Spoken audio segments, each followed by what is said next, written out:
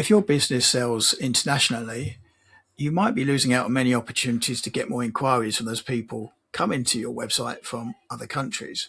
And it's normally because you haven't made it obvious how you can help them in their part of the world. They effectively want to feel that you've dealt with people in their location and have done a good job before they make contact with you. This page goes into it in a lot of detail, and the starting point is for you to understand which countries visit your website. So you can do that via Google Analytics, which is free, and it gives you a basic view of the countries that came to your website. Or you can use software like I use, which goes into a lot more detail into those countries.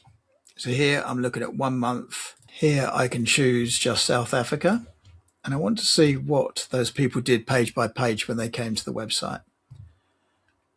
And it's showing us coming into the website. In some cases here, it's got Google Ads, so we can see what they search for, and we can see the date and what they did page by page when they came to the website. Now, if they didn't make contact, we might start wondering why that is. But overall, we're looking at all these people, 140 here, who came from South Africa to the website via various sources, and we're seeing how they're engaging or not engaging with the website here. And if they're not engaging and not making contact, we start asking questions about why that is. So this site actually does have a page that focuses on their worldwide reach. The challenge is that it's in About Us. It's not very obvious within the website how to get to that. And so someone could get to this and go, if they're in South Africa, they could go more info, and that will take them to this page. And it says, for a long time, they've been selling to all these places. It talks about Africa. It does say South Africa here, actually. But there's no more detail than that. It's just saying we sell to these places. There's no evidence of them selling to those places. So what will be happening is people will be coming to their website from other countries, and they will be looking at their equipment initially, and they're probably not going to spend a lot of time going into the depth on these products, because they first of all want to know that they can help them in their country. These people might have been around for 50 years, but where are they? So let's say we're in South Africa and we're on this website, and they can see, oh, you're in the UK. How can you help me? How have you helped other people in my part of the world? And currently on this website, there's nothing that really pushes people to this page. And even if they got to this page and got to the sub level, there's no level of detail that says, hey, we've done this for people in this part of the world.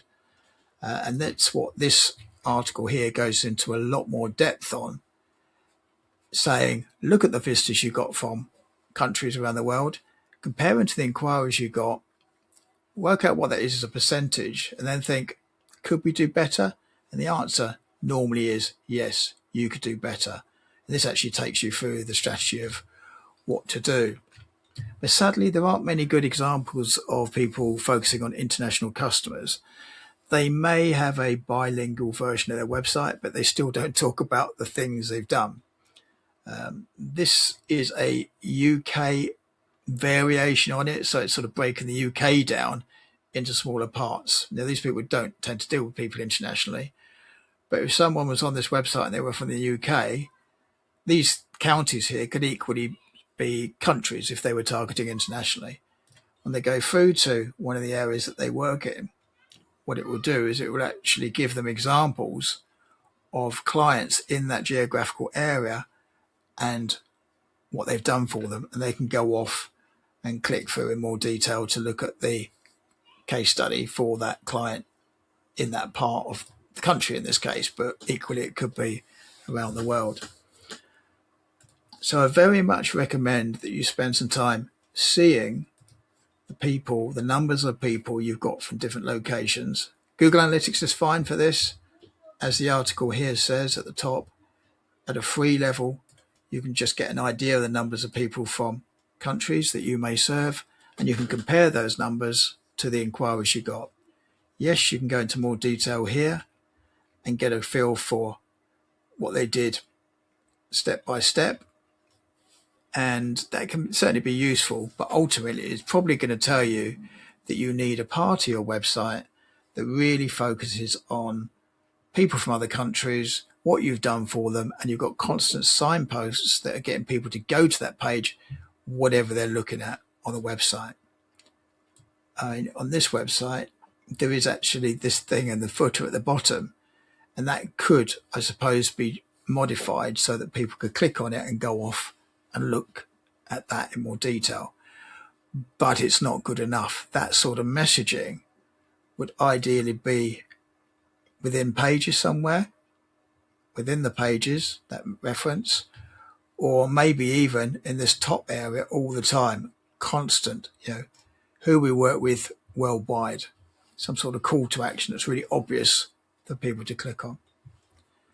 So yes, there's not many people doing this right. And there are massive opportunities for those people who do sell internationally to really focus on who they've done work for and to showcase that within the website so that those people from other countries are more likely to make contact.